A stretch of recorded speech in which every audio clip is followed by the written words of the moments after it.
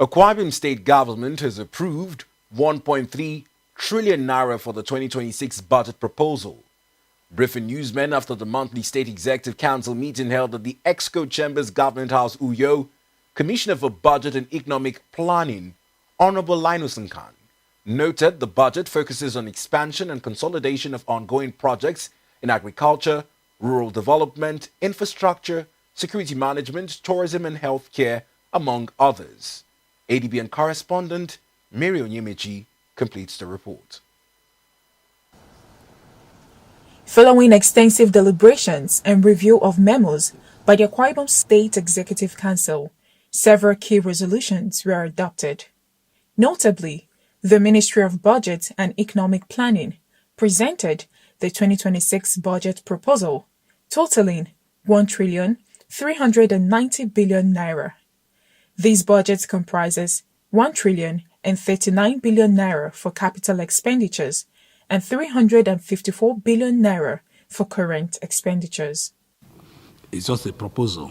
It will be subjected to other amendment, adjustment when it gets to the State House of Assembly. That is made up of capital expenditure of 1,039 billion naira, while the current expenditure is 354 billion naira. As always the case, His Excellency consider spending more on capital items, and that's why about over 70% of the total budget estimate goes into capital expenditure. The Commissioner for Information, Honorable Anyekan Umana, disclosed that the Executive Council has also approved an upward revision of the total contract cost for the development of infrastructure within the aviation village. Following the memo presented by the Secretary to the State Government on approvals of the Finance and General Purpose Committee, FGPC, on various projects approved by the FGPC, ESCO ratified the upward review of the total contract cost for the aviation development infrastructure within the aviation village. And this includes the dualization of the access road into the aviation village, concrete paving, drainage and outfalls, perimeter fencing, gatehouse, electrical works, entrance tower, and of course a residential estate within the Victor Ata International Airport. As part of its oversight role in managing state's assets, the Akwa Ibom State Investment Corporation, AKSG, reviewed the performance of 3 financial services companies.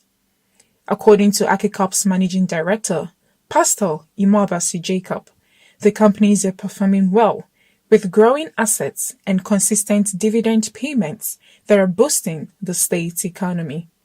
We also took a look at the recapitalization requirements of these companies.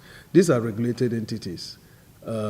Insurance is regulated by National Insurance Commission, NICOM, and these other 2 banks are regulated by CBN. So from time to time, the minimum capital for these institutions are set by regulation.